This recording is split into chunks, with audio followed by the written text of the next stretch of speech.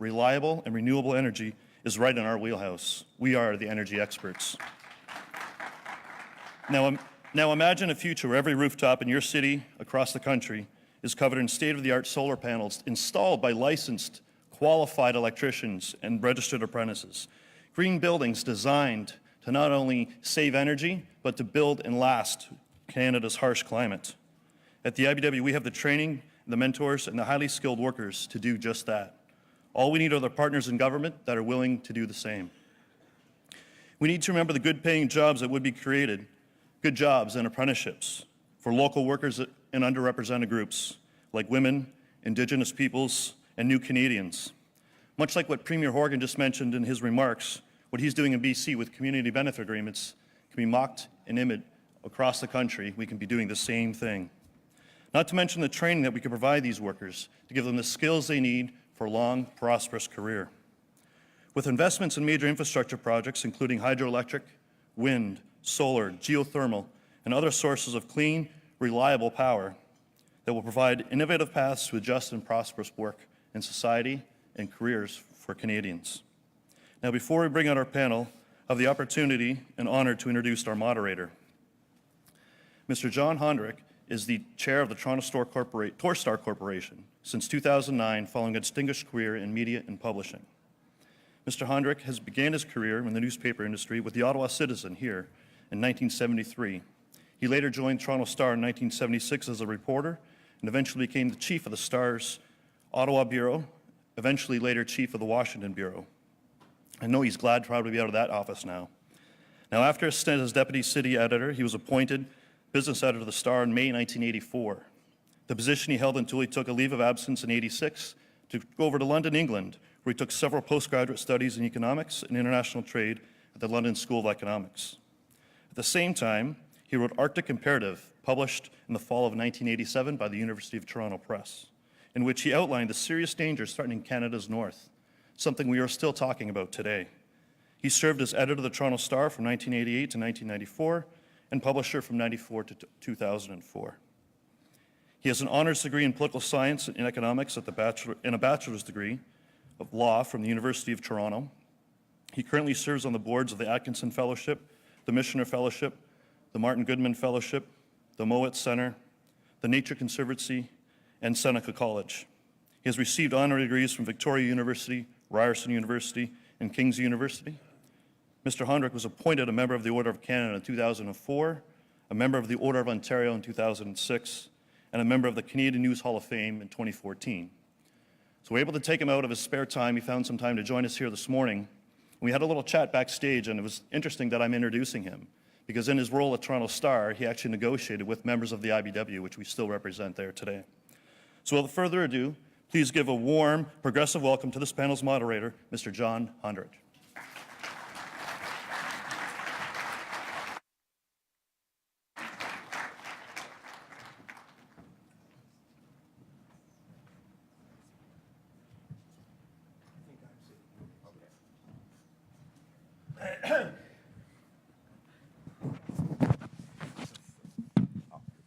Good morning, everyone. Bonjour tous. I want to thank for that very kind introduction and just say the one thing that was missing from this audience, I think I would stand perhaps as one of the only people here who had the privilege to cover Ed Broadbent in his elections in the 1970s. And what an honor that was to see Ed go forward. Our topic this morning is cities. Are they at a tipping point? There's no question the topic of cities is a huge one. I thought I'd throw it open to everyone in the room and ask you the general question. Do you think the city that you're living in is at a tipping point? And if you do, could you put your hand up? Perhaps not as many as we might expect. Perhaps not as many. I guess I come with a Toronto bias where that wouldn't even be a question of any doubt. Anyway, with that, I'm going to turn it over to the panel members. We have a very distinguished group of city councillors here. I'll ask them to introduce themselves and give you a brief outline of some of their thoughts of the major issues facing cities today. We're then going to have a general panel discussion, and after that, in the final part, we're going to solicit questions from you, and I'll let you know when that time comes. So first of all, why don't I turn it over to Richard? Alors, bonjour tout le monde. Merci de l'invitation pour le Sommet du Progrès. Je suis très heureux d'être avec vous aujourd'hui. Donc, Richard Ryan, je suis élu depuis 2009, donc c'est le 3e mandat à la Ville de Montréal. 2 premiers mandats donc, dans l'opposition à l'Hôtel de Ville. Et depuis 2017, donc, notre parti, un parti progressiste, Projet Montréal, a gagné la mairie de Montréal en novembre 2017. Donc voilà, c'est le quartier que je... Oui, bien sûr, merci. Donc le quartier que je représente, c'est le district Maryland dans l'arrondissement Plateau-Mont-Royal. C'est l'arrondissement qui, on pourrait dire, le plus attractif, qui reçoit beaucoup de gens, qui a beaucoup d'attention et aussi de la pression immobilière. Donc, si on parle d'issues, si on parle de préoccupations, c'est d'abord le maintien de la mixité sociale, l'habitation. C'est les principales préoccupations chez nous. Next, we'll call on Lindell Smith, Councillor from Halifax. Hello, everybody. Are you not happy to be here? Jeez. So thank you, Robin, for inviting me here. So as said, Lindell Smith, Halifax, Nova Scotia. I'm a councillor in District 8, Halifax, Peninsula North End. I have the honor and privilege to represent the area that I grew up in, and now is elected. Now I am the elected representative, so that's a blessing. And for me, so when I think of my city, there's a lot of great things happening. So we see more youth, see more students being retained into HRM. We're seeing population growth with immigration, with our city. We're seeing a huge influx of development and construction, which means that we're seeing more people come into the downtowns. We also have one of the most diverse police forces and police commissions in the country. But at the same time, currently right now as we speak, Wednesday it was released, the street check report that was done by Dr. Wortley that shows that young black men who look like me are 6 times more likely to be stopped by the police than other groups. We see that our education system, we have students from the black communities and from the indigenous communities who are not meeting our standards in schooling, but their white counterparts, are passing the average standards. We're also seeing a huge influx of gentrification where people are being pushed out and being oppressed of their communities that they've been in historically and being left behind when businesses come in. So, there's so many great things that are happening, but we also have to recognize that, as a city that's growing, a little big city, there's still a lot of issues that we need to deal with, and it will take a lot of folks, not just government, to make sure those changes happen. Thank you. Next, Kristyn Wong-Tam, who I might add was my councillor until Premier Ford rather rudely interrupted that. Yes, and I do miss being your councillor. I'm Kristyn Wong-Tam, and I'm a Toronto City Councillor. Hello, everyone from the big city of Toronto. Great to see you here in this amazing city in Ottawa. I represent an area called Toronto Centre. We have 106,000 residents in my community. The city of Toronto, as many of you will probably know, has a population of 2.9 million people. We are part of this new mega region now that's close to 6 million, which means that there's a lot of people who need to get to and fro. And some of the biggest challenges really are transportation as well as housing. They continue to be major challenges right across the country, but for leading cities like Toronto, Montreal, Vancouver, the housing crisis has really come home, and it's been, I would say, largely government-created, man-made, human-made. We can do something about it. Just sort of a little bit more locally, Toronto Centre, my community, is also a very diverse, dynamic part of the city. It's right downtown, so if anyone's ever been to the Eaton Centre in the city of Toronto, you've been in my neighborhood. And 50% of the kids in Toronto Centre are living below the poverty line, and it's important for us to recognize it's not generally children that are poor, but oftentimes they're parents who are poor and single-led female, oftentimes households that are poor. So poverty and the growing disparity in the City of Toronto is a big issue for me. And I look forward to today's panel. Thank you. I think you've already heard briefly from the panelists, but I think perhaps one of the greatest issues that cities are facing today is the issue of affordable housing. And I just wonder if there are so many new approaches that councillors could talk about to deal with this urgent crisis. And perhaps, Kristyn, we'll start with you. Sure. This is a topic that it actually became the galvanizing election issue, I think, defined our last municipal election. I think that we have now come to the grips, most of us on council anyways, maybe not yet the mayor, but we are describing as a housing crisis, which is why I really love, if Lalani is still here from this morning, she's really trying to shift the conversation in this country and globally around making sure it's framed around a human rights evaluation lens. But we have 181,000 people in Toronto on the social housing wait list. 16,000 people on the wait list for supportive housing, which means wraparound supports for people who can't live independently. And this is actually making things very, very difficult. The average one-bedroom rent in the City of Toronto, if you're living in anywhere within the old legacy city before amalgamation, it's $2,200 a month. And this means that even if you have a good-paying job in Toronto, and there are lots of them, there's still lots of people who are working precariously and for poor wages, but even with a good-paying job, you are faced with some pretty difficult challenges. And what we're seeing is young people starting to evaluate whether or not the city has room for them. And right now, there's just not enough space. There's not enough room, and the housing options are leading people to take different decisions, and many of them are starting to think that they have to leave Toronto. So this is a crisis around losing human capital. It's the crisis around family structures falling apart, and not to mention, of course, Toronto right now, we hate to wear this label, but we're the child poverty of the poverty capital of the country. So lots of work ahead of us. Lindell, any new thoughts in terms of how this is being dealt with in Halifax? Yeah, so a couple of things. So one, the term affordability also becomes convoluted as well, because what does that mean and who is it for? So that's what we're dealing with now in our city, is what does the term affordability mean? But one of the issues that we're having in Halifax is our provincial government doesn't see eye to eye with the city in terms of, so they gave us rules and charter changes around density bonusing.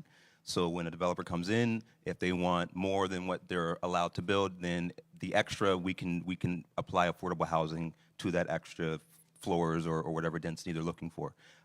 We asked as a city for inclusionary zoning, which means that we could require affordable housing, or we could say, do things like community development agreements where, okay, you can't put the housing in your complex, but we want you to fix the park. We want you to put money into a nonprofit who's delivering housing.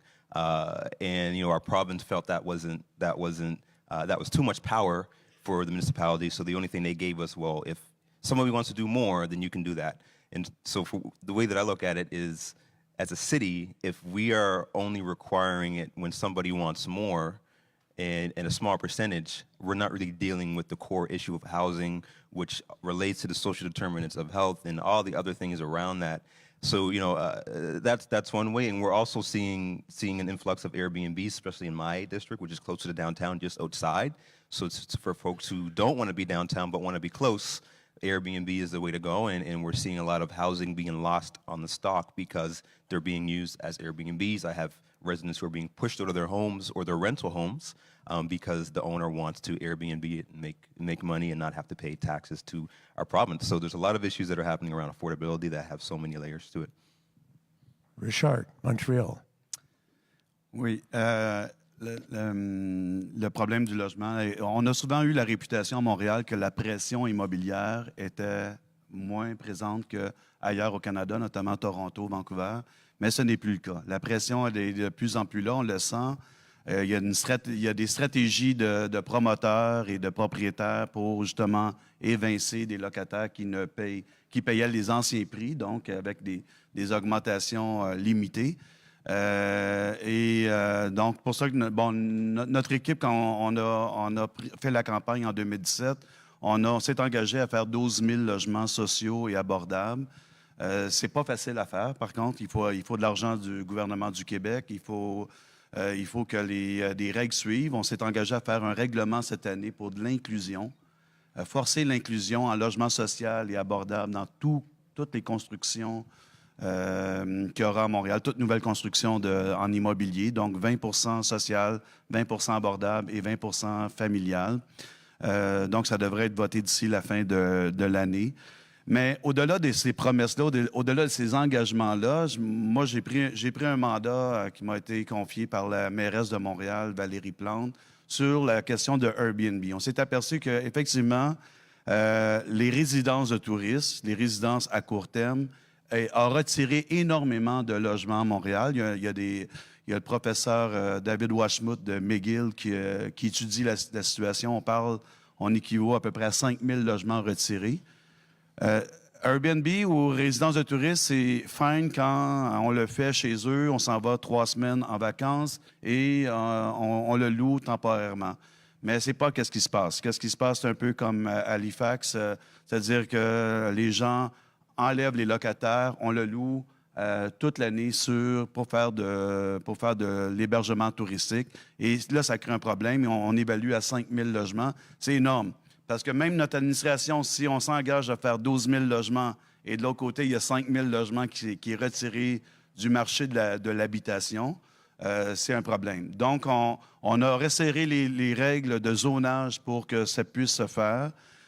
On travaille avec le gouvernement du Québec présentement pour que Revenu Québec puisse intervenir avec des amendes sur les illégaux, parce qu'il y a beaucoup d'illégaux.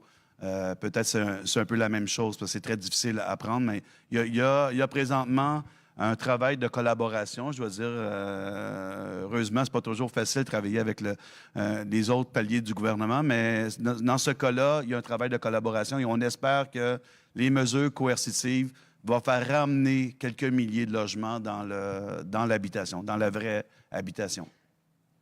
It is an interesting phenomenon, that we talk about affordable housing, and from the big cities, the issue of Airbnb and how that, in fact, is reducing the housing stock is becoming the new modern issue. Kristyn, how is that manifesting itself in Toronto? In Toronto, we have approximately 20,000 listings, active listings on the Airbnb platform. And of course, there are other platforms, but that's sort of the big one that everyone knows. It's the international brand. City Council has adopted a new bylaw in 2017 at the end of December that tried to regulate Airbnbs. We recognize that there are those who want to take advantage of the platform, but at the same time, it was creating unintended consequences where people were literally using properties, real estate, strictly from a commodification, financialization of the commodities, and stripping out the home elements. And 6,500 of those 20,000 units are standalone units, which means that no one is sharing anything. It basically becomes tourist sort of ghost hotels, quasi-hotels. So that does have a ripple effect, especially since the housing crisis is so tight. And if we can put those units back into the inventory, certainly that would make a big difference. But because our bylaw was then appealed right after we passed it, it's not in force and effect. So even though we tried to license, we tried to regulate it, we are still waiting for the judicial hearing. It's a quasi-judicial hearing because it's going to the local appeal, a local planning appeal tribunal, which is now the successor to the old former Ontario Municipal Board. So, even as a city as big as Toronto, a major financial and political power, we're still left not able to control our own destiny, and being able to take advantage of the way we want to govern ourselves continues to be a challenge because there's all these overarching issues that we then are thrown in front of and we have to contend to it. Lindell, what steps, you raised the issue, what steps are happening in Halifax? So for us, it's so new, and it's hitting us, and it's hitting us so fast that we haven't prepared for it. We have some bylaw changes coming to our compliance when it comes to like unsightly premises and if how people are using, are they functioning the way they should be in certain zones like R1s, R2s, etc. But nothing around how to regulate short-term rentals because it's honestly it's hitting us so fast that we haven't been able to prepare. So we're looking at other cities who put in regulations to see what we need to do to deal with it. And Richard, what particular regulations that you found that are working? La différence chez nous, bon, tout l'hébergement touristique est sous la loi provinciale de l'hébergement touristique. Donc, pour avoir un permis de résidence touristique légal, pour le faire de manière commerciale, de manière récurrente, il faut aller chercher une classification au gouvernement du Québec. Mais il faut être dans le bon zonage. Donc, c'est là que les villes jouent un rôle parce que si on permet tel usage, l'usage de résidence de touristes, le zonage résidence de touristes sur certaines rues, ça peut enlever des logements par la suite, légalement. Mais là, on est aussi dans à l'autre degré, c'est les illégaux, parce que sur la plateforme, il y a beaucoup d'illégaux. Et c'est là qu'on intervient. La communication entre les arrondissements, la Ville de Montréal et le gouvernement du Québec est extrêmement importante. Je ne crois pas, moi, à l'étape ci, je ne crois pas qu'il faut mettre d'autres règlements municipaux qui vont... Je suis là, bon, Paris, d'autres villes aussi, je vois que les règlements sont déboutés par l'entreprise Airbnb. C'est de voir comment on peut intervenir de façon finement et efficacement pour les illégaux présentement dans la législation qu'on a présentement. Et une législation qui jusqu'à preuve du contraire, n'est pas contestée par les entreprises comme telles. Donc, j'ai grand espoir que oui, avec les mesures coercitives, on va pouvoir récupérer des logements dans le futur, vu que Revenu Québec, maintenant, est un joueur clé pour intervenir dans le débat. Ouais. Thank you. Another issue that's come up in the discussion has been what's called carding, certainly in my city, or street checks, as Lindell. Wanted to ask you what an issue that still is in Canadian cities and how it's being dealt with. Kristyn, perhaps, I know you've been very involved in this issue. Yeah, no, definitely the carding has continued to be a practice in Toronto. I think that even though it has been found to be discriminatory, it's unconstitutional, it targets very specific communities, predominantly Black, Indigenous, Arab, and Middle Eastern racialized communities. It continues to be a practice, and the data still exists in many different forms. It is a big challenge, and even though the Toronto Police have now, it's been revoked in Ontario. I think it's important for us to note that. But interestingly enough, the Toronto Transit Commission that runs the TTC. It was recently founded out through the Toronto Star investigative report that they are engaged in the practice of carding. So even though there was, very big discussions and a big public discourse, a lot of community pushback, and all the focus was specifically on the police, there was another agency, a city-owned and operated agency that was doing exactly the same thing. And somehow it didn't dawn on them. And they were using almost exactly the same forms.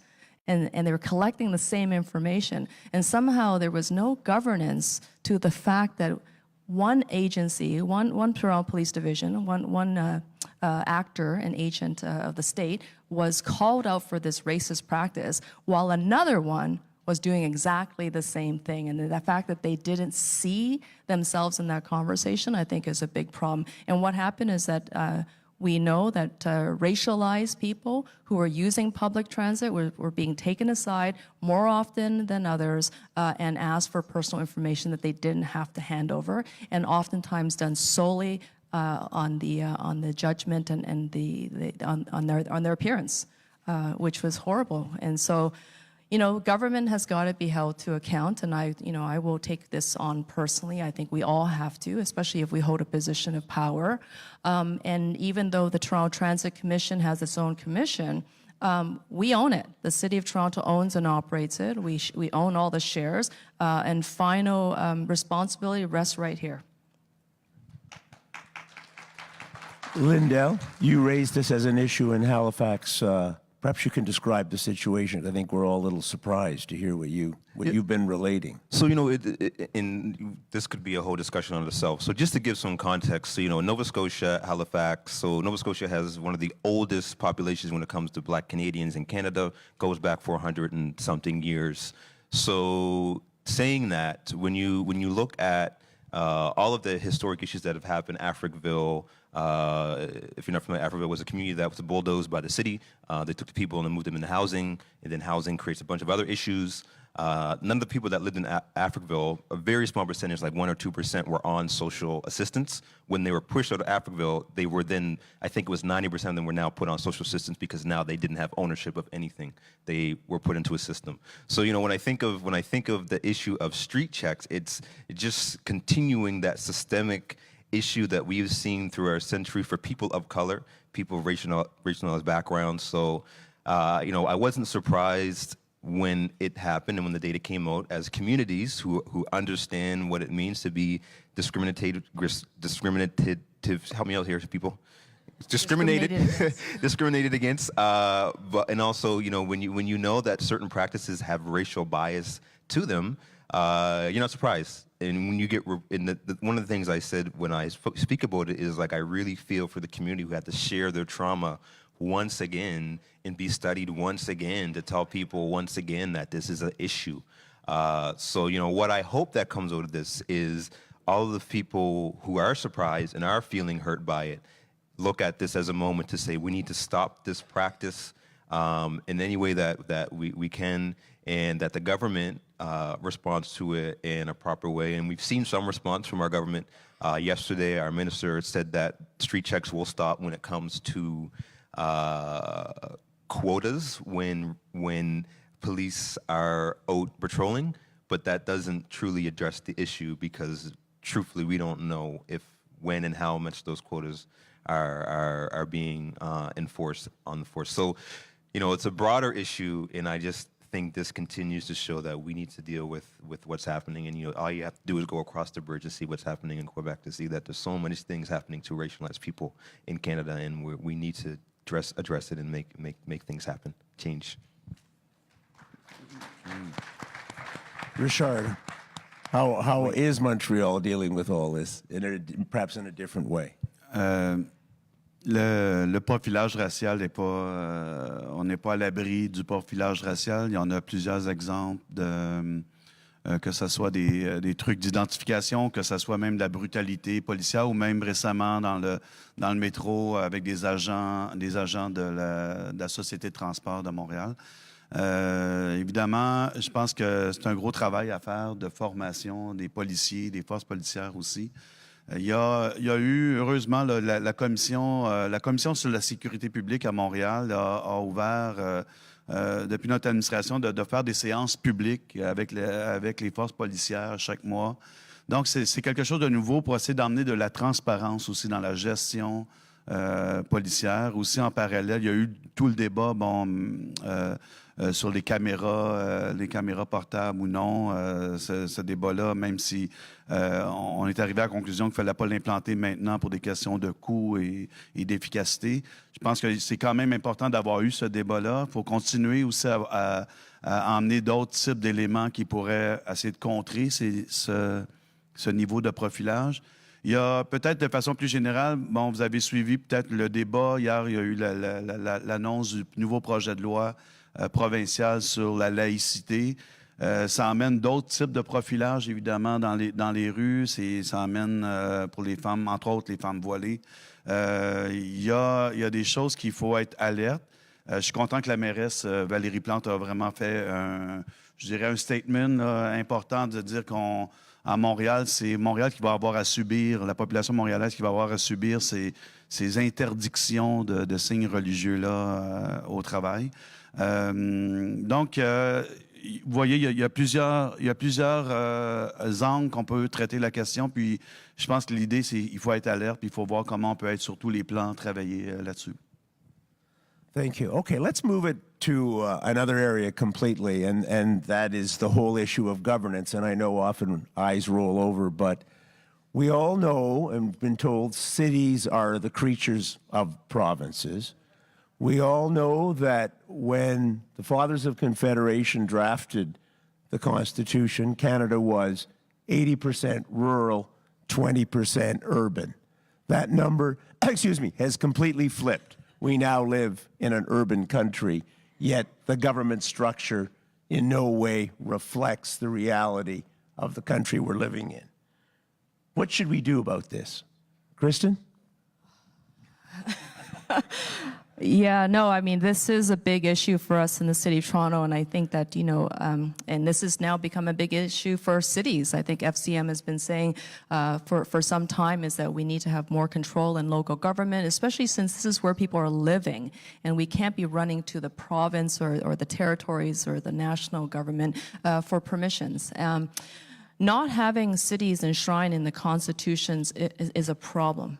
And I think that, when you have corporations that somehow have individual rights, personal rights, and you don't allow cities to have those rights, this is a challenge. We do have the City of Toronto Act, which is fantastic. It actually was a great step forward when Dalton McGuinty, the Premier of Ontario at the time, negotiated with David Miller, our mayor, our progressive mayor at that time, to bring that home, the 2007 document that sort of liberated the city for a number of sectors, a number of legislative purview items. But I don't think it goes far enough. And as you can tell, in the municipal elections in Toronto was ripped apart. In the middle of an election, and I see a number of amazing candidates who I wish were serving with me on City Council who ran in that election, and that was not the election that we started off running in, but certainly by way of Bill 5 interrupting the way the municipal elections was unfolding in Toronto by the Premier, I think it actually took everyone by surprise. But it also sent a lightning rod of a warning down to all the other municipalities that this could happen to you as well. And of course, we've now seen with our Premier, Premier Ford, who I've served with for 4 years on council when he was the city councillor, continues to interfere with the governance and the planning and the building of Toronto. And most recently, the headlines have been he's going to basically tear up our transit planning. That cannot happen. I mean, we're the biggest city in the country. We have a professional planning department. We've got a professional transportation department, bigger than that of the province. And yet, we are beholden without our own powers. So one of the solutions on the table has been to make sure we go get ourselves our official status as a charter city. But there's 9 weeks till the House of Commons rises. That means we have 9 weeks to see Justin Trudeau and the Liberal government take action on the issue and draft up some bills and actually get it across the floor to give Toronto charter powers. And I'm not holding my breath. I don't think it's going to happen. We're not going to have those constitutional powers that we're seeking. And if Andrew Scheer becomes our Prime Minister, and Doug Ford is Ontario's Premier, and we have a Conservative mayor in Toronto, I have so many concerns. I don't think I'll sleep, honestly, for the next 4 years. I don't. Anyways, I don't want to leave you guys all depressed, but it does say that we have to, energize ourselves and our base and get out there and fight. We can't let that happen. The federal election is very important. Lindell, how does Halifax operate? I just want to say rainbows, puppy dogs, and sunshines. Otters, I want to make sure that everyone left that feeling happy, because that was gloomy. That thought that you just brought forward. Keep it real. So for me, we're lucky in the sense, and I don't have much to add because I agree. We're lucky in the sense that our province doesn't interfere with a lot of our everyday doings. The problem is when we want to do more that's not within our municipal act. So we wanted to lower speed limits. We wanted to get natural person powers. We wanted to do things around housing, as I spoke about earlier. The province, in most cases, denies our requests or sends a really nice letter saying we're thinking about it. So, you know, that's the difficulty that we're having when it comes to governance is we have a very capable city with amazing staff, so intelligent and ready to work, but so many times we need to go to our big brother and ask if we can borrow some powers, which in most cases we never get. They just kind of kick us in the shins and tell us to go play with our other friends. So, you know, I hope in the future municipalities really get that power to show that we can run ourselves, and we have been doing it, and we not only have the resources, but we have the people, and we just need to be recognized as institutions.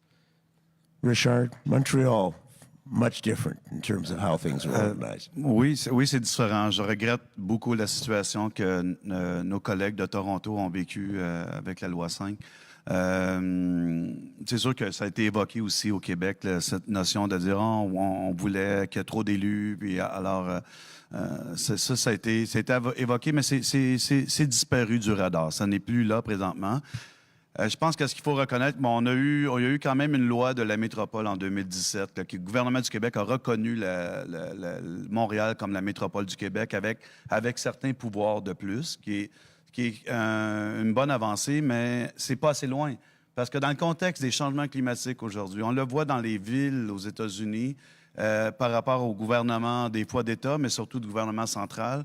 On le voit un peu partout dans le monde. C'est les villes qui vont être au premier plan et les plus aptes à faire des transformations, notamment en matière de transport.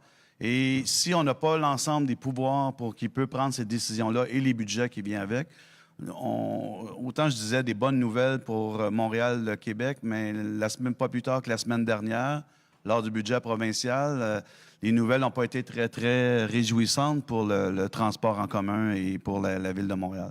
Donc, il faut aller plus loin, il faut donner des outils aux villes. Les villes, il faut reconnaître les outils, comme vous l'avez dit en début de cette partie, que le Canada est devenu urbain. On est parti de l'époque où on a créé le Canada, où on était à 80% rural. On va s'en aller à l'inverse, vers le 80% urbain probablement au cours des prochaines décennies. Alors, il faut vraiment que les villes aient le pouvoir et les outils nécessaires budgétairement pour... moi, je focus sur la question des changements climatiques, mais ça va être super important en matière de transport, en matière énergétique. Les villes et les pays, ils vont être dépassés, ils vont toujours être dépassés par cette situation-là, et les villes sont les plus aptes à pouvoir amener des solutions durables. Thank you. All right, it's now time to go to you, the audience, to ask questions of our panelists. My understanding is there's some people that are out there with mics who will be seeking any questions you might have for the audience.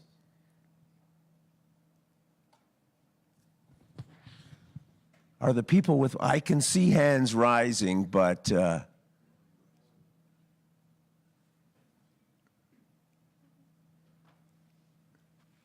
and could you stand, identify yourself, and to whom the question's addressed? Okay. Hi, my name is Rebecca Last. Merci aux conférenciers pour les discours et les points très intéressants. Je crois que c'était Richard de Montréal qui a mentionné le changement climatique. Et I'm wondering if any of you have thought about municipal incentives to promote distributed power, specifically renewable power. I'm a homeowner. I have a roof. I would love to put a solar panel or two on it. I rent my gas-powered water heater. Why can't I rent solar panels? So there's an idea for you. Any reactions to that panel? Renting solar panels? I certainly don't know the economics of that. I'm sure there is a cost recovery and there a long-term benefit, not just for yourself, but also for the environment. The City of Toronto does have a number of retrofit programs that specifically target at homeowners. Oftentimes, that's only for homeowners, and then we have another program that's targeting high-rise building owners, and that is tied to, many times, to government incentives and grants. So we do need usually 3 orders of government participating in that one. But we do have a number of them. The challenge, of course, is that it's still very expensive to go green right now. The way we do the math, it is still very expensive. However, if we flip the performance on its head, and we sort of penalize people, and it's not just the incentive, but a little bit of the stick.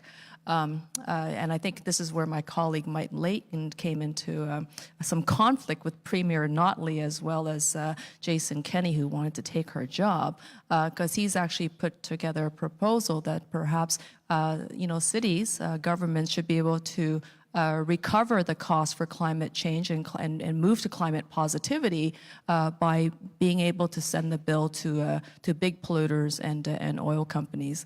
And this motion, interestingly enough, on the floor of City Council that we just passed yesterday, attracted no attention. Nobody on City Council cared. But it's become a galvanizing issue apparently in Alberta. So, Richard, anything happening in Montreal on this? Ben, le grand défi là-dedans, bon, surtout dans un contexte où notre énergie vient principalement de l'hydroélectricité, donc une énergie qui est déjà verte, peut-être pas aussi verte que quand on aura développé à moindre coût le solaire et l'éolien. Peut-être qu'on va pouvoir faire des comparaisons et d'arriver à dire, OK, dans certains contextes, c'est plus favorable que l'hydroélectricité, mais dans le contexte où ces énergies vertes, que ce soit l'éolien ou les panneaux solaires, je pense que c'est plutôt qui est-ce qu'il faut viser, c'est où est-ce qu'on a, aux endroits où on a des énergies polluantes. Ouais. Next question from the audience. There we go, because I'll fall. Hi there, Catherine Soplet. I'm a member of Peel Poverty Action Group and a resident of Mississauga. And thank you so much for your comments today. Single-tier municipalities, such as where you are, have a coincident geography with policing services and regional services, which are incorporated, and a corresponding geography to school boards. So the question has to do with, in the knowledge economy, when the municipalities cannot push the education button, what are you going to do? And the trick answer is, how do we get federal investments in municipal public libraries on the federal election agenda? Any thoughts on that, panel? That's a hard one. Wow, good job. I can't really speak to getting in on the election platform for the federal upcoming, other than lobbying and making sure that residents are saying how important these are. So for us in the city, libraries are huge. There was a point where in our last budget that just went by, where there was a potential that we had to make a slight cut into the library budget, and our residents went, not so. Like they're like, if you cut anything in the libraries, we will come down and we will not. I don't want to be too graphic, but we will do bad things to City Hall.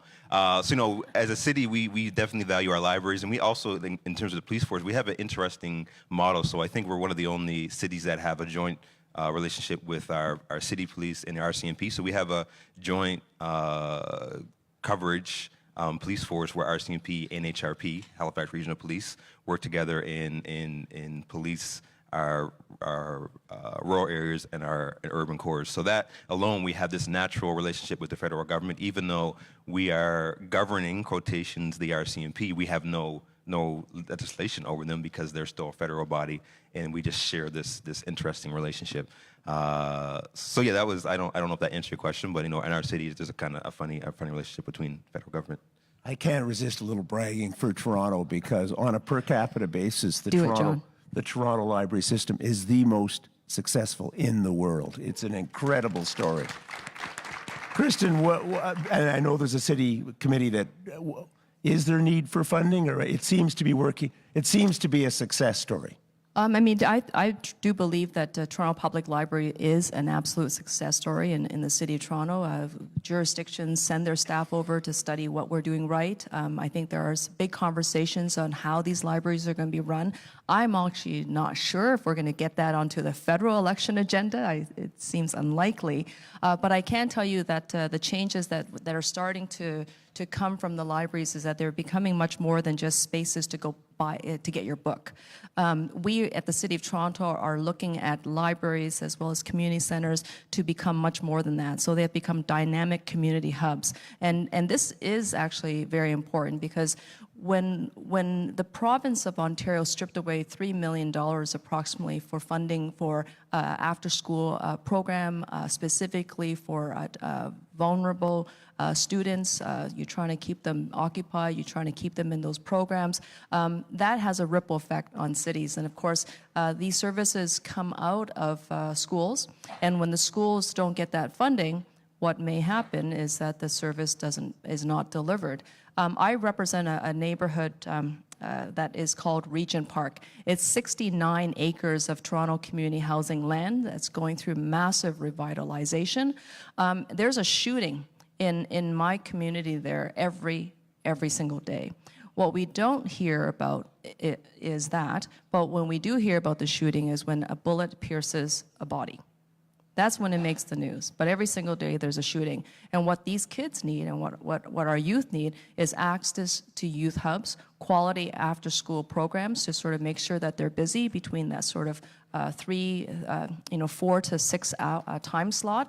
And that's when libraries can do much more than just be places where you borrow books. They become very dynamic community hubs.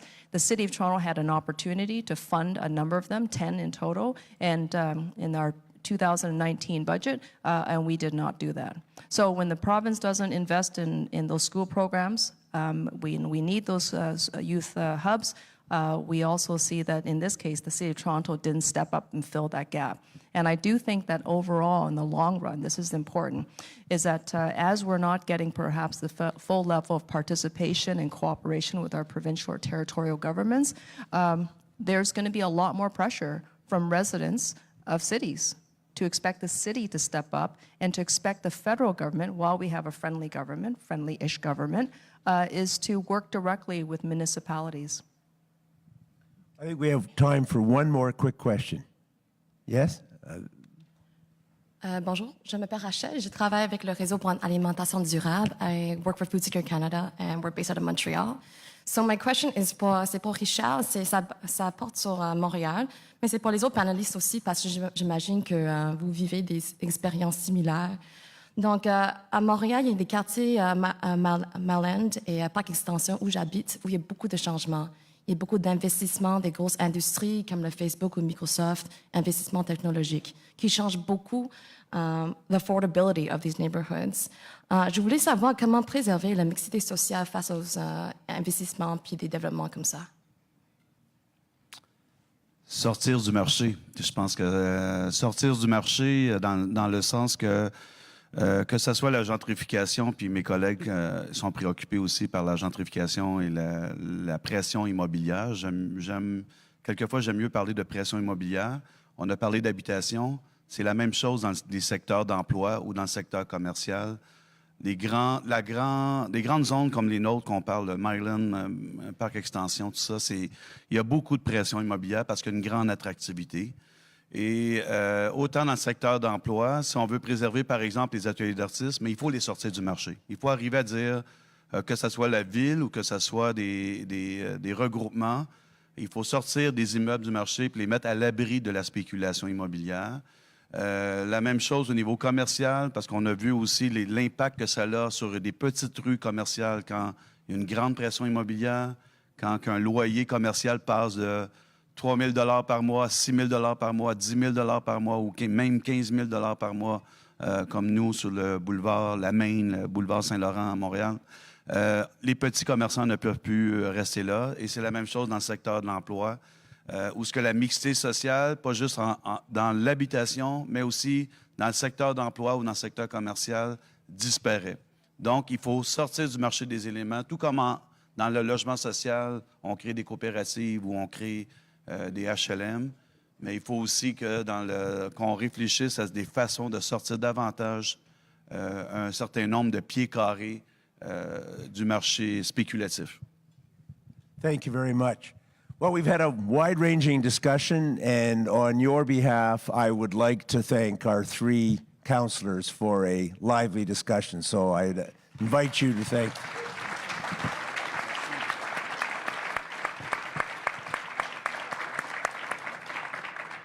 And the discussion of cities will carry on for a long time. Thank you very much.